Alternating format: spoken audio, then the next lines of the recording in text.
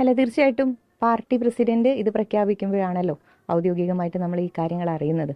അപ്പം പാർട്ടി ഇത്തവണ എടുത്ത തീരുമാനങ്ങളിൽ അതിൻ്റെ ഭാഗവാക്കാവാൻ, ആ തീരുമാനത്തിൽ ഒരാളാവാൻ സാധിച്ചു എന്നുള്ളത് എന്നെ സംബന്ധിച്ചിടത്തോളം വലിയ അംഗീകാരമാണ്.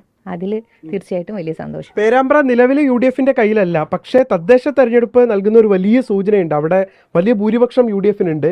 അതേ ഭൂരിപക്ഷം ഈ നിയമസഭയിൽ ആവർത്തിക്കാൻ തഹ്‌ലീക്ക് കഴിയും, അതിനുള്ള സംഘടനാ വേരവിടെ ഉണ്ട് എന്നുള്ള കോൺഫിഡൻസ് താങ്കൾക്കുണ്ടോ? 100% നോക്ക് നിങ്ങൾ, കഴിഞ്ഞ നമ്മളെ ത്രിതല പഞ്ചായത്ത് തെരഞ്ഞെടുപ്പ്, അതിന് മുമ്പ് അവിടെ ഷാഫിക്ക മത്സരിച്ച പാർലമെന്റ് ഇലക്ഷൻ, ഇതിലൊക്കെ അനുകൂലമായിട്ട് പറയുന്നത് ആ മണ്ഡലം ഇടതുപക്ഷത്തിന്റെ മണ്ഡലമല്ല, അത് UDF-ന്റെ മണ്ഡലമാണ്. അതൊന്നുകൂടെ ഉറപ്പിക്കാൻ വേണ്ടിയിട്ട് ഈ നിയമസഭാ തെരഞ്ഞെടുപ്പ് നമുക്ക് ഉപയോഗപ്രദമാവും.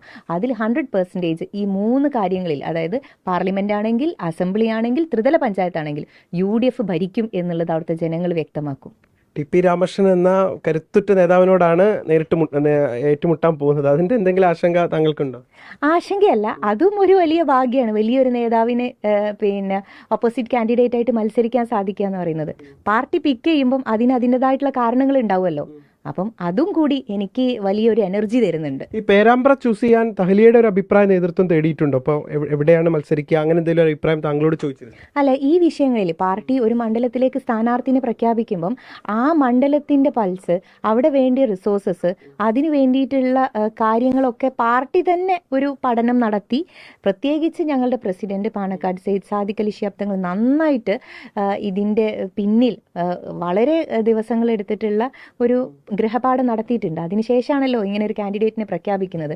അപ്പോൾ ഇതിൽ ഞങ്ങളുടെ അഭിപ്രായം ഉണ്ടോ ഇല്ലേ എന്നുള്ളതൊക്കെ ഇറലവൻ്റ് ആണ്. പാർട്ടിക്ക് ഉചിതമായി തോന്നുന്ന വിന്നിങ് കപ്പാസിറ്റി ഉള്ള ആളുകളെയാണ് ഓരോ സ്ഥലത്തേക്കും നിശ്ചയിച്ചിട്ടുള്ളത്.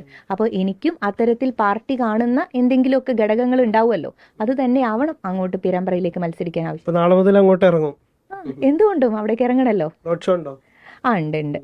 അതെങ്ങനെയാണെന്നുള്ളത് അവിടുത്തെ നേതാക്കന്മാരൊക്കെ തീരുമാനിച്ചിട്ട് അതിനനുസരിച്ച് റോഡ് ഷോ ആണോ എങ്ങനെയാണ് കാര്യങ്ങൾ എന്നുള്ളത് തീരുമാനിച്ചിട്ട് പറയാം. ഇപ്പൊ വളരെ കുറച്ച് ദിവസം നിങ്ങളെ മുന്നിലുള്ളൂ, ഒരു 23 ദിവസമൊക്കെ ഉള്ളൂ.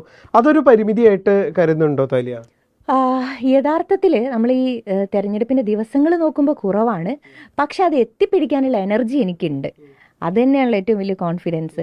എന്നോടൊപ്പം ആ നാട്ടുകാരുണ്ട്. അവിടെ നിന്ന് ഇപ്പോൾ പ്രഖ്യാപിച്ചതിന് ശേഷം വരുന്ന കോളുകൾ നിഖിലിനെ അറിയാം, ഇപ്പോൾ എത്ര തവണ എന്നെ വിളിച്ചിട്ടുണ്ടാവുന്നു. അവിടുത്തെ ആളുകൾ വലിയ ആത്മവിശ്വാസത്തിലാണ്. അവരുടെ സ്നേഹവും അവരുടെ ആ ഒരു ഫയറും ഉണ്ടല്ലോ, അത് തന്നെയാണ് ഈ ഇലക്ഷനെ ലീഡ് ചെയ്യാൻ പോകുന്നത്.